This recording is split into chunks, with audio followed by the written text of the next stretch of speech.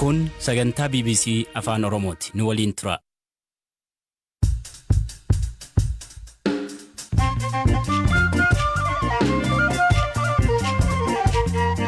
Akka mooltan dhaggeeffattoota keenya sagantaa raadiyoo BBC Afaan Oromoo Keeniyaa magaalaa Naayiroobii irraatii darbu eegaleera. Tamsaasa kallattii Feesbuukii fi gama satalaayitiin firikwensii 11842 horizontaal simboreetii 27 fi 500 irratti nu argattu. Isaan gurguddoo qabanne keessa dinagdeen Itoophiyaa gufuuwwan garaagaraa isa mudatanillee dandamataa fi tasgabbaatee itti fufuu ibsa ministeerri maallaqaa kennan qabanneera. Dhimma biraan imaammata barnoota haaraa Itoophiyaatti hojiirra ooluuf jedhu irratti akka naannoo Oromiyaatti maaltu jijjiirama? Afaan afurtu kennama. Afaan lamaffaan afaan Amaariffaa, afaan Somaalee, afaan Affaarii fi afaan Sidaamaatu kennama. Jalqaban yeroo hojiirra. Marii Saamaanta Paaworii fi Oleesaaguun Obaasaanjoos qabannee jirra. Anzaala Lamtaa Addasaati.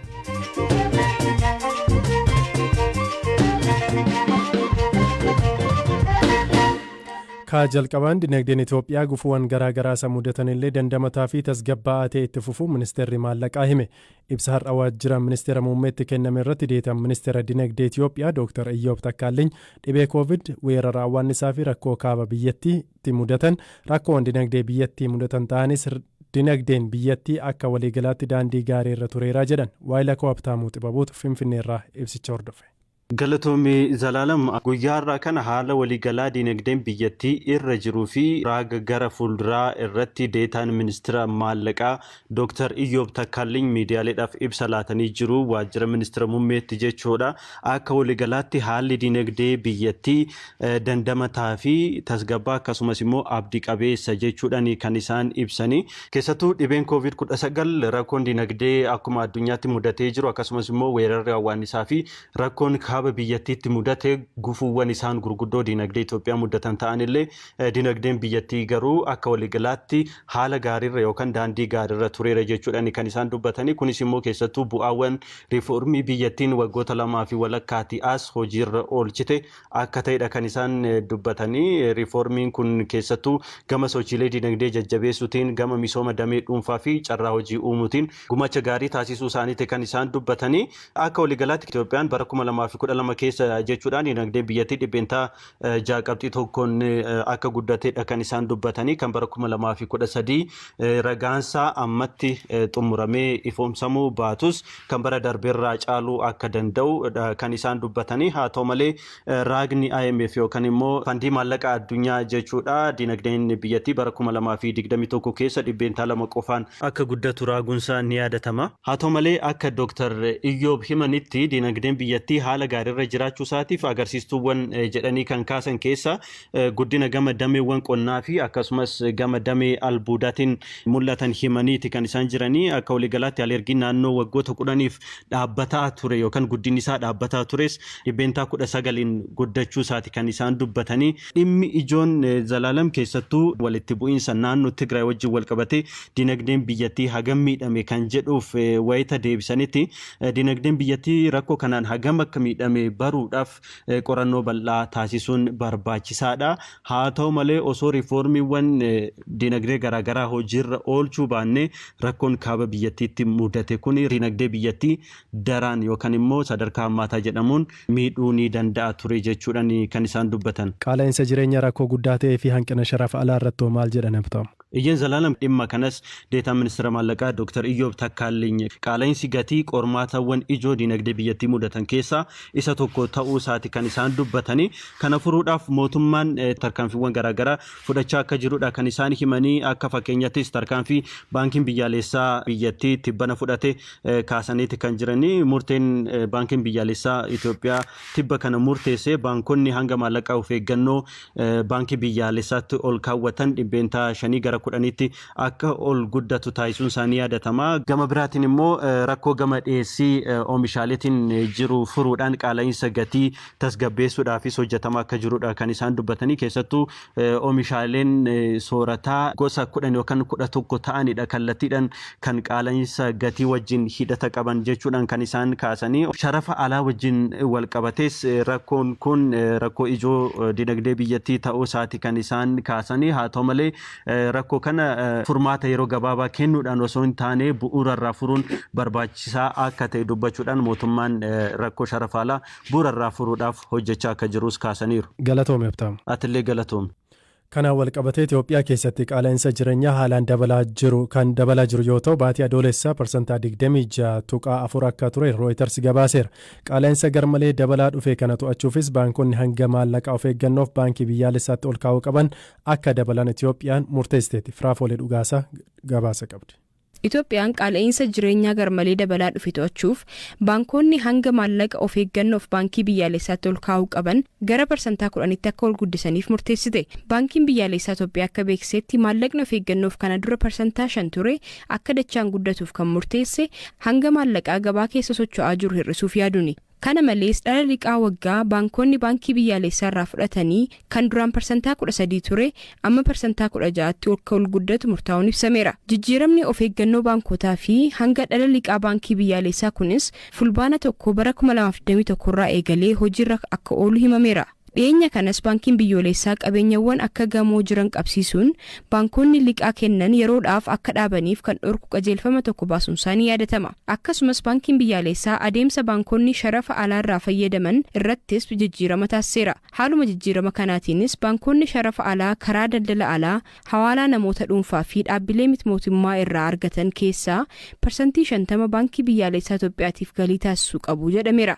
Kanaan dura garuu baankonni kun galii argatan keessaa parsantaa 30 qofaa baankii biyyaalessaatiif galii akka taasisan gaafatamu ture. Baankotaan alattis maamiltoonni baankota kanaaf sharafa alaa argamsiisan herregni sharafaa alaa isaanii daangaa malee hangii qabaachuu danda'u akkasuma parsantaa 31.5 irraa gara parsantaa 40tti ol guddateera. Dhaabbileen maallaqaa fi maamiltoonni isaanii walitti dhufeenyi qabaachuu qaban ilaalchisuunis biyyattiin waraqaa wal fakkaataa biyyaalessaa hojjetaa jirtu hanga kennamuttis dhaabbileen maallaqaa maamiltoota isaaniif lakkoobsa maamilaa adda ta'e kennuu qabu jedhameera. Kanaan wal qabatee maamiltoonni ragaa sirrii hin taane yookaan shakkisiisaa ta'e yoo kennan yookaan qajeelfama kan hin kabajne yoo ta'e dhaabbileen maallaqaa tajaajila dhowwachuu ni danda'u.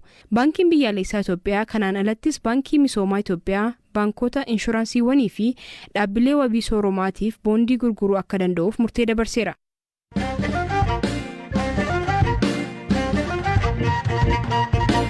Kan itti aanuun hooggantuun jaarmiyaa gargaarsa Ameerikaa USAID Samantha Power gameessa siyaasaa gamtaan Afrikaa gaanfa Afrikaatti bakka buuse pirezidaantii duraanii Naayijeeriyaa Olusegun Obasanjo waliin wal arguun dhimma waraana Tigraay irratti mari'achuu ibsan.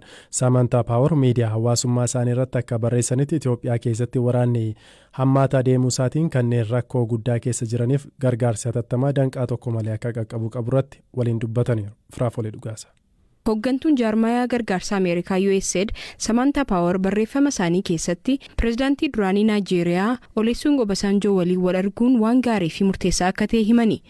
Bakka bu'aa gaanfa Afrikaa kan ta'an Olusegun Obasanjo naannawaa kana keessatti qaamolee dhimmi ilaallatu hunda waliin dubbachuun nageenya waaraa fiduuf akka hojjetaniif hojiin kun gamtaa Afrikaanitti kenname. Pirezidaantiin duraanii Naayijeeriyaa kun muuxannoo siyaasaa yeroo dheeraa kan qabanii fi tokkummaa Afrikaaf tumsuun beekamu. Olusegun Obasanjo guyyoota muraasa keessatti gara naannawaa gaanfa Afrikaatti imaluun hojii isaanii eegalu. Waraanni Tigraay fi mootummaa federaalaa gidduutti eegale ji'a 10 lakkoofsisee gara naannolee Amaaraa fi Affaaritti babal'achuun lammiilee miliyoona walakkaa ta'an qe'eerraa buqqaaseera.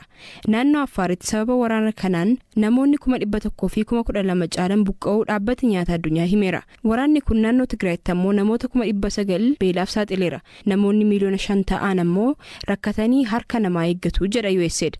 Erga waraanni Tigraay sadaasa 4,2020 mootummaa federaalaa fi TPLF gidduutti eegalee lammiileen nagaa 10,000 lakkaa'aman du'aniiru.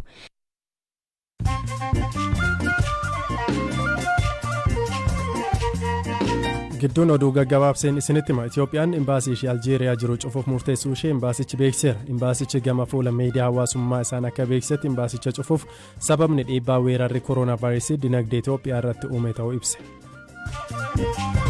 UN deeggarsi nyaataa naannoo Tigraayitti imalaa jiru karaatti danqamuun namootni miiliyoonaan fiixee beelaaf saaxilamaa jiru jedhe. Qondaalli olaanaan UN deeggarsi nyaataa erga dhume torban 2 ta'eera. Konkolaattotni 170 ta'an deeggarsa fe'anii Tigraay deemaa turan karaatti danqamuun guyyoota 12 darbaniif tokkoyyuu akka hin galle himus mootummaan Itoophiyaa gochaa kan akka raawwanne himeera. Gaanfa Afrikaatti ergamaa addaa Ameerikaa kan ta'an Jeefrii Feltmaanii fi barreessaa olaanaan dhaabbata mootummoota gamtoomanii Antooniyo Guuteres dhimma waraana Tigraay irratti wal arganii mari'ataniiru. Gaggeessitootni lameen haala nageenya Itoophiyaa hammaachaa jiruu fi barbaachisummaa ariitiin waliigaltee dhukaasa dhaabuu irra ga'uu irratti mari'achuu ministeera haajaa alaa Ameerikaatti waajjira dhimma Afrikaa beekseera. Kooriyaan kaabaa talaallii kooroonaa vaayirasii miliyoona 3 kennameef ture hin barbaadu kaanitti dabarsuu dandeessu jechuun dhaabbanni biyyoota gamtoomanii hime. Dubbii himaan dhaabbatichaa akka himanitti hanqinni talaallii amma waan jiruuf talaallicha biyyoota weerarichaan miidhamaniif akka kennamu biyyatti gaafachuu isheeti kan himan.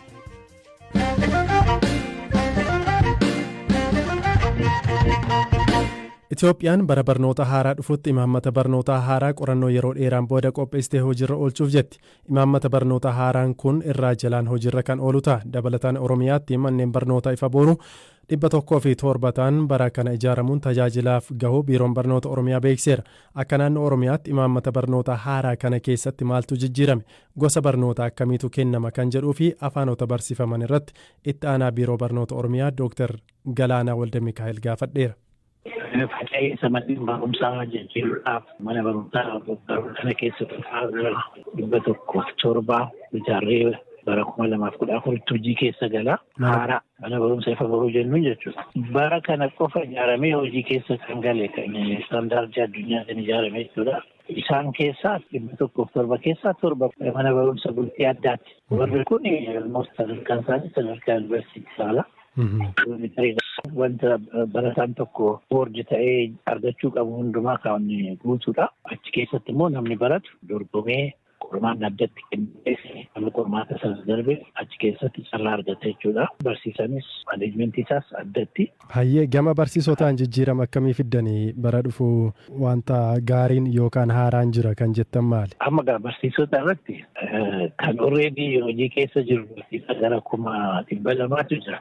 Oromiyaa keessa qofa jechuudha. Halkan tokkoon wanti jijjiirtu hin jiru. Hojii irratti leenjii adda addaa kennitee fi sirna barnootaa amma haaraa qophaa'e kanaafis madaqiinsa kennitee fi achirratti dammaqinaan akka hirmaatan gochuu hin dandeessa. Booda garuu barsiisonni leenjii galan sirna barnootaa haaraa qophaa'e kana wajjiniin paaralal kan ta'e mooduuliinis sirna barnootaa isaanis qophaa'ee irratti leenji'u. Isa qofa otoo hin taane saabjekti ispeesifiikidhaan fakkeenyaaf namni tokko herreegaa yoo nan barsiisa jedhee herreega irratti dorgomu ta'ee qabxiin herreegaa isaa minimum requirementiidha jechuudha. Isa irratti hundaa'ee akkasitti dorgomanii seenu jechuudha. Kana ta'anii waggaa 3 leenjiirra hin turu. Kutaa 12 irraa kan fudhanne barsiisonni jalqabaa marsaan jalqabaa bara kana eebbifaman. Amma eebbifamuu isaanii qofa otoo hin taane immoo qormaanni kennamas ga'umsa ogummaa laalchisee jechuudha. Eebbifamaan sartifikeetii qabataniif qofa kana booda hojiitti hin naqu. Tole gama biraan barumsi kutaa tokkoo qabee kennamu saabjektiin jijjiirameeru jira sirna barnoota haaraa amma hojiirra ooluuf jedhu keessatti. Barumsi gadaa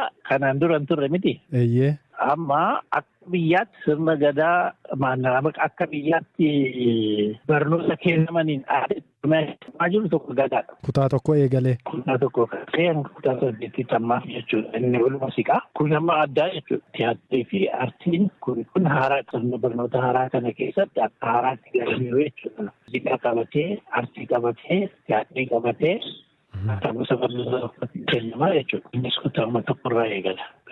Inni kan biraa kutaa 7 kaasee ICT hin kennama. Inni kan biraa immoo ogummaa yoo jennu maalidhaa? Kan akka manufacturing, kan akka agriculture, kan akka medicine kunniin kutaa 7 kaasee kennamaa jechuudha. Gama afaaniitiinoo afaan dhalootaatiin kutaa tokko jalqabama kana dura. Kanaan dura afaan Amaariffaas akka kutaa tokko eegalu Oromiyaatti kan jedhu odeeffamaa ture. Waan akkasii ooni jira? Jijjiirama hin jiru Oromiyaa keessatti. Afaan 4 kennama akka afaan lamaffaatti. Maal isaan? Afaan Amaariffaa, afaan Somaalee, afaan Affaarii fi afaan Sidaamaatu kennama. Isaan kunneen Oromiyaa keessatti jalqabu? Jalqabaniiru hojiirra kutaa 5 irraa. Afaan lamaffaan kamiyyuu kutuma 5 irraa jalqabu. Hanga 8tti saabjektiin hundi isaaniitu except afaanota ammasiin jedhe kanaan alatti afaan Oromootiin kennamu. Tokkorraa kaasee otoo hin ta'e jirra kaasee jechuudha. Afaan dhalootaatii fi afaan Ingiliffaa kutaa tokkorraa kaasanii kennamu. Poolisii afaanii keenya laalchisee wanti jijjiirame hin jiru jechuudha. Barnoonni hanga kutaa 8 afaan Oromootiin kennama. Kabajamtoota dhaggeeffattoota keenya sagantaa har'aaf qopheessine asumarratti xumurree jirra. Kan isiniif dhiyeesse Zalaalam Taaddisaan ture. Firaafoolii dhugaasaa qopheesse halkan gaarii.